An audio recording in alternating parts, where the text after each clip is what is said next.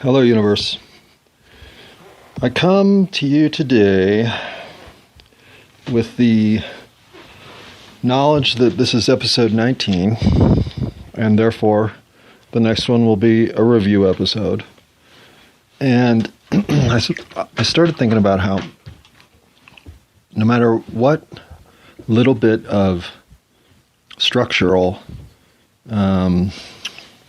framework is established, it necessarily affects the output of that product or output of that framework. All right, let me say something clear here. Actually, how far into this am I? See, 44 seconds in. That's a reset, baby. Hello, universe. I'm coming at you on the 24th of February. February, it's March. It is March. It won't be February for 11 months. Because it's March, and it is the 24th, that is Thursday, March 24th, at 5:45 p.m. I am, I'm stuck. I'm stuck in a place that I can't come up with concrete answers. Well, maybe I'm just a victim to the systems in place, because I started thinking, why is it that if you were to figure out a life that was, say, 3 days of work with 4 days off, but that life included no vehicle, no vacation plans, no Netflix account, no, essentially, well, nothing but essentials, and a life lived almost below the poverty line. How feasible is that? Well, most people would look at you and say, well, why the hell do you even want to look at that? And there is a little bit of that even in me, but the idea of having as much free time as I can have has become a driving force in my last 5 years, and I can't see it going away now. And I'm not saying that I need to, I'm not looking for leisure time or waste time. I'm looking for time to pursue the purposeful parts of life that, when I look back, what are my most important memories? None of them have to do with work. In fact, almost all of them have to do with engagements with other people or shared experiences in a way that that is unique, and other people involved in 90% of my best memories. So when I think of playtime versus work time, I think of the opportunity I have to embrace and decide what my now experience is going to be versus having to subject that to a workplace environment in which that paradigm is uniquely established and it's very different. Does that mean that I have to change who I am at work? Well, somewhat. But I have to change who I am for all civilization expectations. Well, some of them line up directly with your expectations, but in whatever other ways they don't, you have to change yourself. So I started to say, why do I feel like it would be underachieving to get your life and become a minimalist? Become a minimalist? Minimalist. Not an easy word to say. Minimalist. To the point that your only goal was as much free time to yourself, time to pursue that which is at that moment the most important thing for you to pursue. How much of that time do you have in your week? And obviously, could I have a week where that's all of my time? Well, that's the ultimate goal. But again, the obligation I feel to being a productive and contributing member of society through whatever levers are available, which is primarily the tax code and the obligation to fulfill participation therein and to vote and participate in the government that represents us. Beyond that, I don't have a whole lot that I feel like is an avenue to pitch in other than volunteer work, which I think is humanity work, not work toward civilization or toward my place in the structural civilization that I haven't earned, but I want to upkeep. So then that must be why when I think of two-word phrases that accompany the word work, like work time, workspace, work up, workout, worksheet, and when I think of the same category of phrases for the word play, playpen, play ball, play for, play girl, play hooky, well, I came up with 73 two-word phrases that start with work. From work permit, to workbook, to work camp, to work card, to workman, to work late, to work together, to work abroad, to work appropriate, to work experience, to work history. You name it. And when I did the same for play, I came up with 30. And I had to go to Google to get to 30. And I did not go to Google for work because I was afraid I would come up with 100. Now, is that a fair juxtaposition, work versus play? No. Work-life balance, they call it. It's funny how you've got your work and then you've got your life. But language matters. That structure, the foundation that puts pressure on me in the 19th episode to do something that's uniquely different because I don't want to review anything because I'll be doing that in the 20th episode, or to take something that I said I would do in these 10 episodes in my last review, like take a story from my work history and then combine that with a point off one of these cumbersome note preparation efforts I've given and not used. But what was I really going to say about infrared light being invisible to us? Well, certainly something obtuse. But when you talk about work, well, we all know what it means to work because we're all trained to do it, or at least to value it, to revere those who do it the hardest, and to emulate those who do it the most efficiently. We see work as part of the deal. And the fact that our work isn't something that that in many ways we have a choice over how it gets realized, at least not fully. I don't know how many people could even pretend to claim that they're fully realized in that space. But being a workaholic is something we all relate to. Being a playaholic? What, like you go to the theater a lot? What's a playaholic? Doesn't even make sense, right?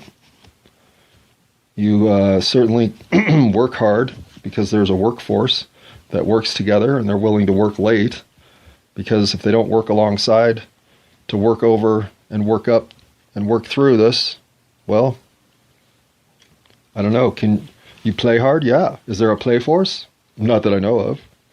Do they play together? Well, yeah, people play together. Do they play late? Sometimes. But is there a playman? Can't think of one. Are there play alerts? Do you play in? Yes, sometimes. Do you play it? I do. Play over? Well, I might. Play through? Play up?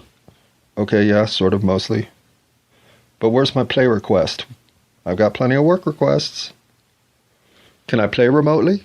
Well, that's dumb, but they certainly figured out how to work remotely. They even let us do work release. Well, look, you're in prison, but you got to do your job. So you're going to get out to do your job, and you can come back to prison.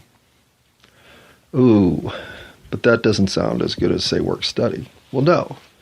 Then you're going to go to school, learn some shit, but pay for it by working while you're there. Now that I like. Kind of like my play study. Wait, that doesn't exist. But I have a play ethic. Oh, no, I don't. I have a work ethic. Wait, do I? I have... why can't I have a play ethic? Well, just the same reason that you don't make play space in your garage, you make workspace. You got to get stuff done. And if we're not going to dedicate our time to being work, effort, over play effort at a 5-2 clip, well, then you don't get all the advantages that come with the things we've worked out, the problems we've worked through, the effort working alongside each other has given to our work output and work results. You don't have that work desk if somebody didn't work up the thought to invent it. You don't get a work desk because you were playing Ring Around the Rosie over there. And I so hear that and believe that innovation comes from putting yourself in a position to want to work out problems, work through solutions, and work on bettering everything. But what I don't understand is how that got encapsulated into a structure where we work for our corporate master, or we work for the insider advantage or industry lead, or instead of working for humanity, the betterment of us all, somehow our work has gotten compartmentalized in a way I don't really understand where our effort is going. What are we working toward? How can I look at what we're doing at the big scale and say that's what we're working for? That's our purpose globally. That's who we are and how we work together to achieve the biggest solutions. I don't know. I don't see it. And I'm not trying to pretend that I'm with solutions on this one. I don't know what it takes to stop working in self-interest and start working in human advancement, or the interest of human advancement over that which advances this particular interest.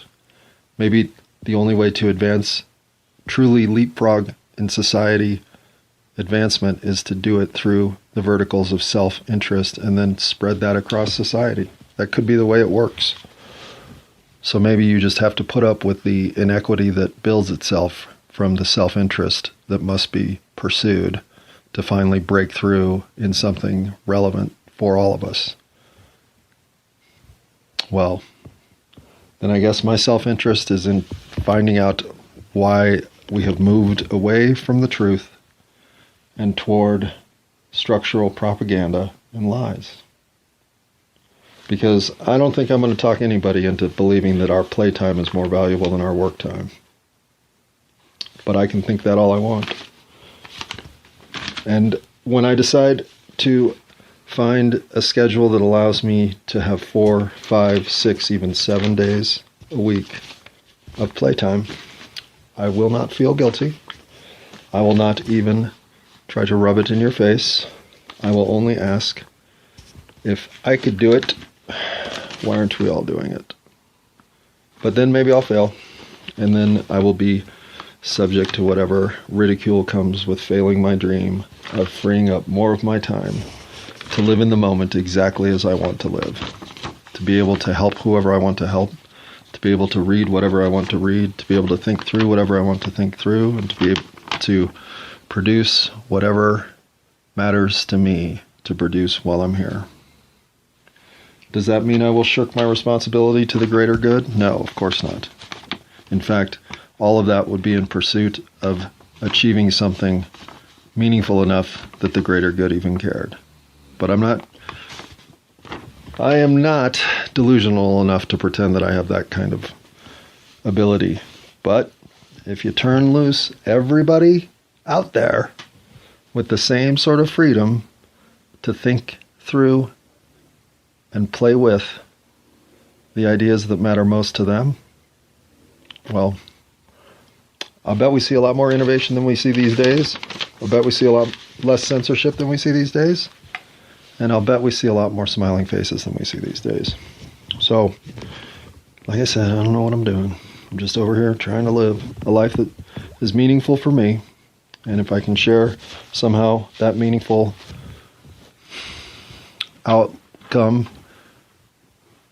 with you, and that becomes contagious, then, well, maybe I'll figure out what meaning in this life really is. Until then, well, I keep going through these notes, wondering why I do what I do. What else can I do? What can I not do? What am I forced to do? What can others do? What can't we do? What can we do?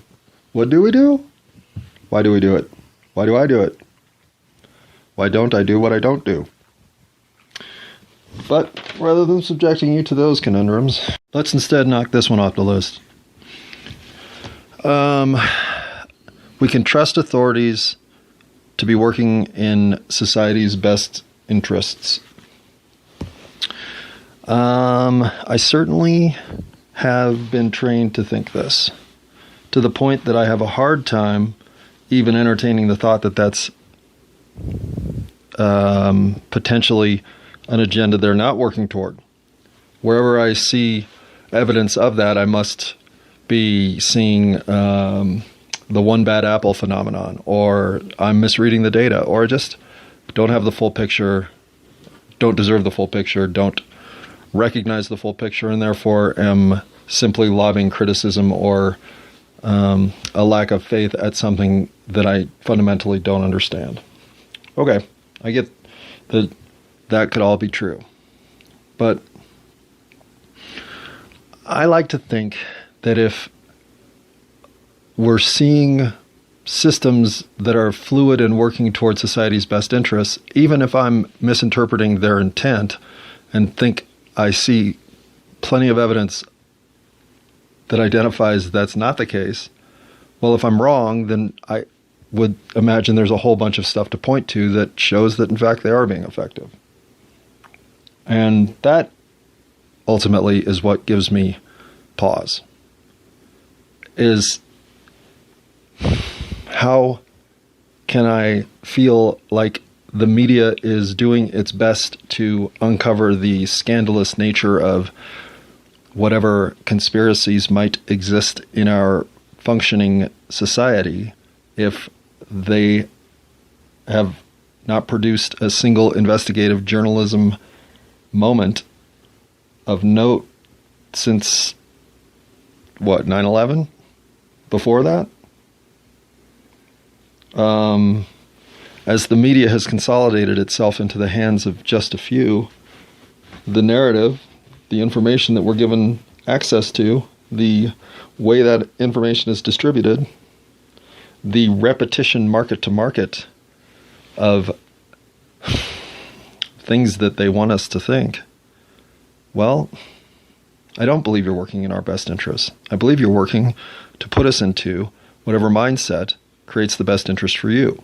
And I hate the idea that we're so easily manipulated into a mindset where we can tell ourselves that our purpose on this planet has more value when it is put toward working and our effort going toward an output that isn't ours directly than our time to pursue that which matters most to us in the moment. How can I not think I'm trained to think that way?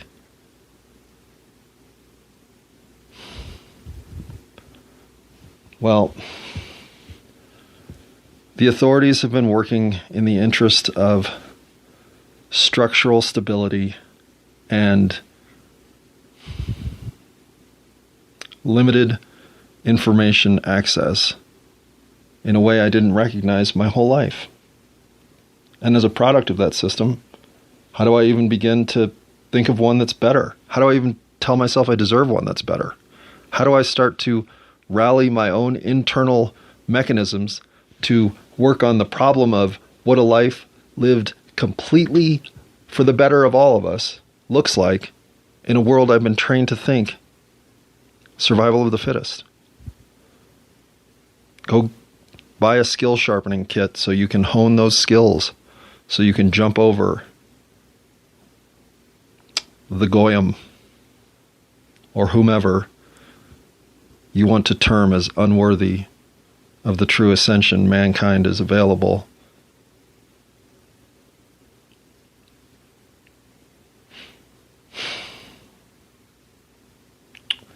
I guess I always thought, if this is all there is, then taking as much advantage of this scenario as possible, not just doesn't rub me the wrong way, but feels like the only true winner's mentality to adopt. And in that mentality, what do? Well, you dismiss the idea that what everyone else is going through matters more than what you're going through.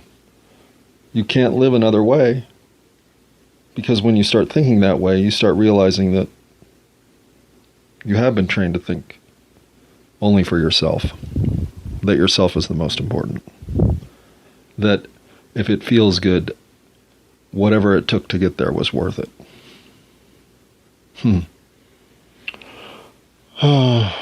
And when the media and the protective services and the government spending and everything else is going toward missions and values you don't even recognize, well, maybe you're the bad apple.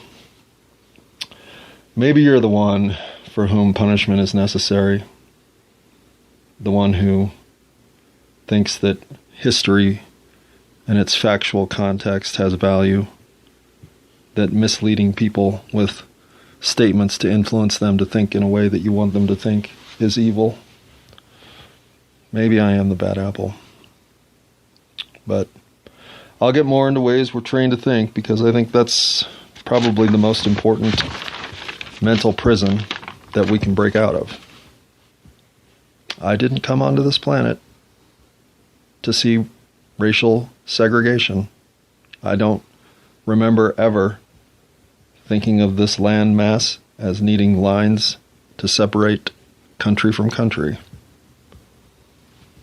But you fall into the reality you fall into. But not seeing the ways that it's changing you fundamentally at a core level, because the structure is set up to do that, well, 5 to 2 days a week are you obligated to do that which earns your keep as a human being on this planet versus that which makes you marvel at the experience of being a human being on this planet. I don't know that that's a fair ratio, but it's the one I'm working with. And for the next 6 days with all this free time, well, I don't know that working was the appropriate phrase. And as much as I have effort to give, I have no effort to waste. I want to believe that purpose in the moment is achievable at all times. Is that expectation too high? I hope not, because something tells me that selling ourselves short on that one is selling the entire human species short. And I will never think of the human species as short. I mean, if anything, we're getting taller, right?